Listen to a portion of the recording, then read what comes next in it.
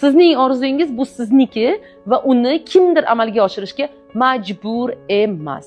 Agar kimdir sizga siz istagan mashinani o'zi istab sovg'a qilsa, xursand bo'ling. Alloh sen sabab shunaqa bo'ldi. Men sendan so'radim, sen bu insonni sababchi qilib berding. Minnatdorman Allohim sendan ham bu insondan ham deysiz bo'ldi. Lekin qilib berasan, sen qilasan, sen yordam berasan, sen qilishing kerak deb bir orzungizni birovni bo'yniga osib qo'yishingiz bolangizni ustiga, eringizni ustiga noto'g'ri. Xuddi shunaqa qachondir bolam menga mani chet elga olib yuradi. Qachondir bolam mani kelajakda men uchun falon narsa qiladi.